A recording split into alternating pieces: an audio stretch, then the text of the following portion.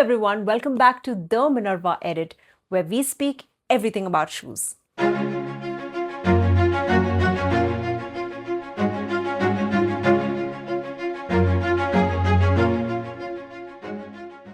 Today, we are going to speak about a trend that has pirouetted its way back into our hearts, our closets, and is aesthetically everywhere.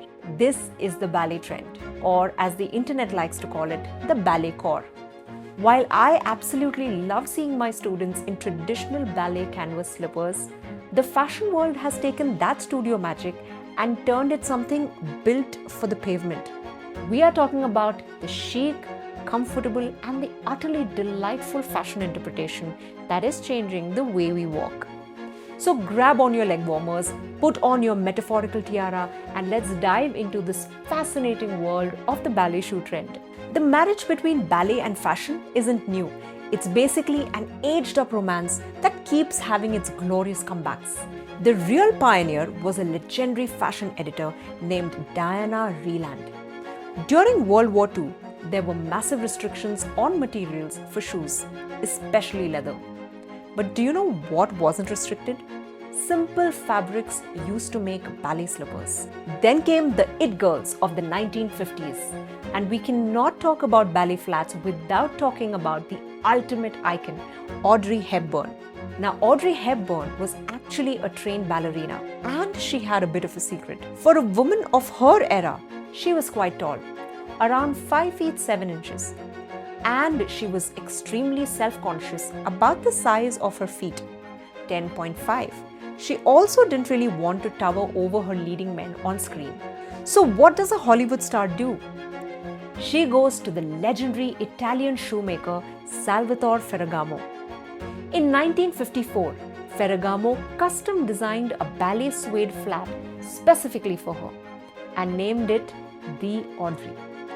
He used a clever shell-shaped sole inspired by the Native American moccasins to make her larger feet look impossibly dainty and to keep her gracefully grounded. She wore them with cropped cigarette pants in the movie Funny Face, and the look became instantly synonymous with beatnik chic and quiet luxury. It was comfortable, it was a brilliant trick of the shoemaking trade, and it looked absolutely incredible. So the trend has been forever, but in the 2010s, it kind of faded. Flats were seen as too sensible. And then Miu Miu entered the chat.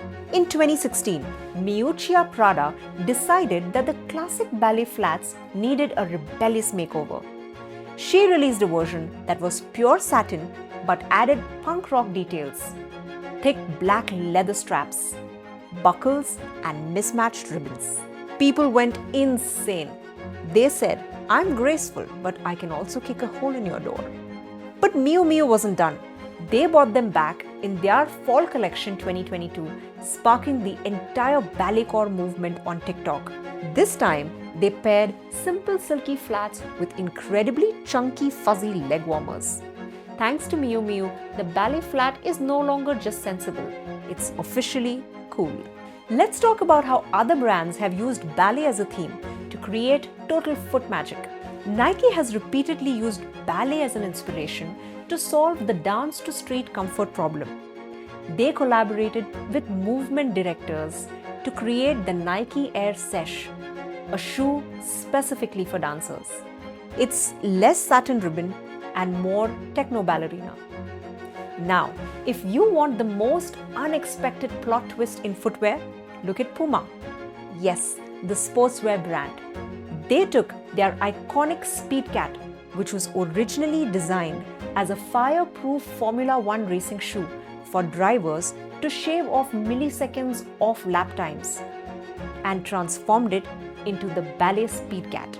They literally merged a hardcore motorsport DNA with a slip-on ballet silhouette.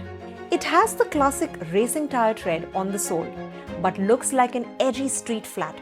They also collaborated with Rosie from Blackpink on a capsule collection. It is a perfect example of how the ballet flat has completely crossed over into the sneaker culture. We cannot talk about iconic shoes without mentioning the king of the red soles, Christian Louboutin.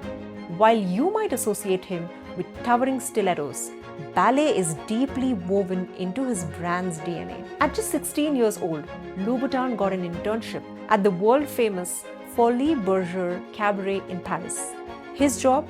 Doing whatever the dancers needed, which eventually included his dream of making shoes for them. He famously created the Ballet Ultima, an impossibly high ballet fetish heel with director David Lynch. And today, he creates stunning point-inspired lace-up sandals for his nudes collection. It just proves that even the most glamorous luxury designers are endlessly inspired by the demanding language of ballet. Tory Burch has the iconic Reva and the mini travel flat, known for their comfort and the fact that they fold in half. Sam Edelman's Felicia keeps the silhouette playful and gives you the actual art support for real life. Now here's the million-dollar question. What do actual ballet dancers think of this trend? Are the pros walking out of a grueling rehearsal and slipping straight into stiff leather flats? Ultimately, whether we are resting in ballet sneakers or kitten heels, as a ballet teacher myself, I can vouch that dancers love that ballet aesthetic is getting so much appreciation. It's a beautiful reminder of the artistry that goes into both dance and handmade footwear. So whether you prefer the authentic silk ribbons of Repetto, the rebellious buckles of Miu Miu, or skipping the ballet flats entirely for a dancer-approved ballerina heel, the ballet trend is far from over. It is shaping our footwear to be smarter, softer, and a lot more playful. Now I want to hear from you. Are you a Balletcore fan or are you skipping this one out? Do you prefer a true ballet flat or a ballet heel? Tell me in the comments below. Until then, keep gliding, keep dancing. I will see you in the next one.